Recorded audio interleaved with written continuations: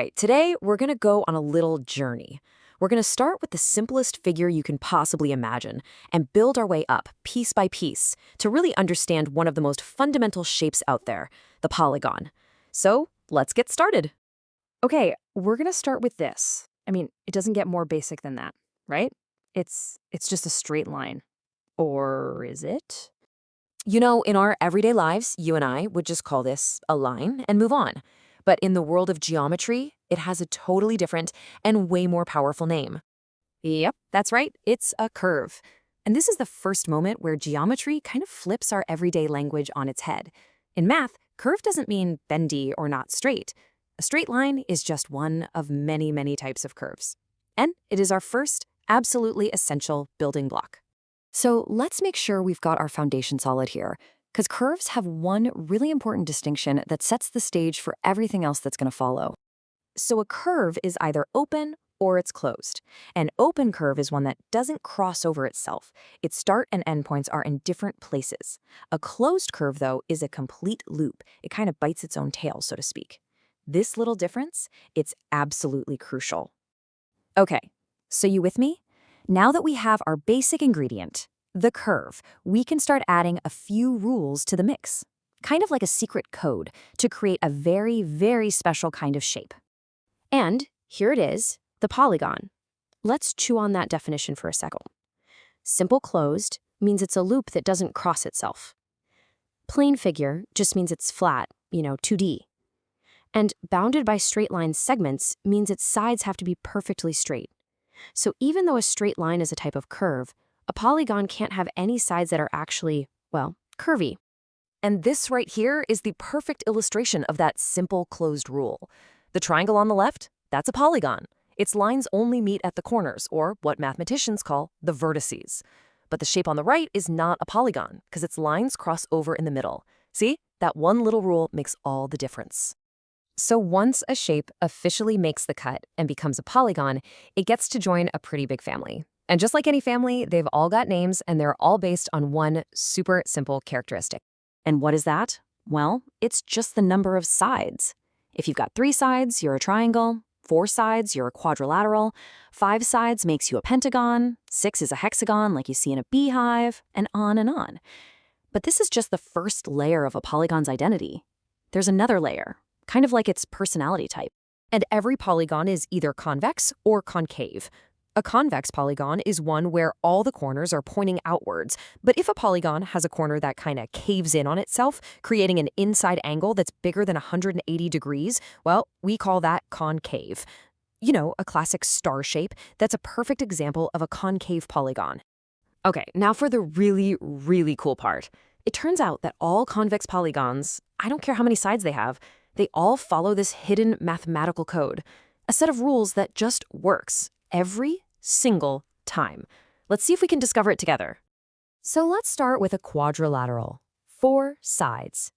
If you just pick one corner and draw a line to every other corner, how many triangles do you end up with? Well, for a 4-sided shape, you get 2. Okay, interesting. Now let's try a pentagon. 5 sides. We do the exact same thing, pick a corner, draw the lines, and we get 1, 2, 3 triangles. So 4 sides gave us 2 triangles, 5 sides gave us 3. Are you seeing it yet? Let's just do one more to be sure. Hexagon. 6 sides. Pick a corner, draw the lines, and yep, we get 4 triangles. I think we've cracked the code. Did you catch it? The number of triangles you can make inside any polygon is always 2 less than the number of sides. It's that simple. And it works for a polygon with 1,000 sides just like it works for a simple square. Okay, but so what? Why does that matter? Well, think about it. We know that every single triangle has 180 degrees worth of angles inside it. So this gives us an incredibly powerful formula. The sum of all the inside angles of any convex polygon is just the number of sides, which we call n, minus 2, times 180 degrees. This rule is behind everything from designing buildings to creating 3D models for video games. It is the first part of the secret code. Now let's talk about the exterior angles, the ones on the outside. And this is just beautiful. Imagine you are a tiny person and you're walking along the edges of a polygon. every time you get to a corner, you have to turn. The angle of that turn you make, that's the exterior angle. So by the time you walk all the way around the shape and you get right back to where you started, facing the exact same direction, how much have you turned in total? Exactly one full circle, 360 degrees. And get this, it's true for any convex polygon. A triangle, a decagon, a shape with 100 sides, the sum of the exterior angles is always 360. That's the second secret code. And that brings us to our final group, the most perfect, the most symmetrical shapes of them all. Let's meet the A-listers, the celebrities of the polygon world, the regular polygons. So what makes them so regular? It's just two simple things.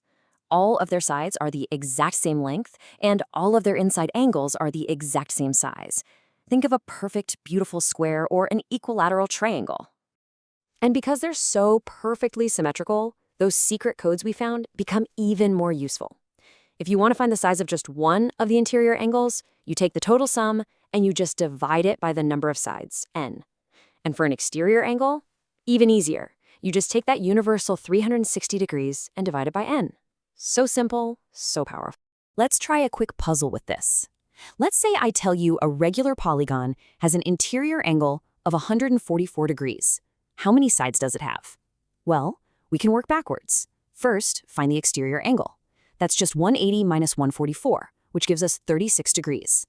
Then, we use our formula. The number of sides, n, is just 360 divided by that exterior angle.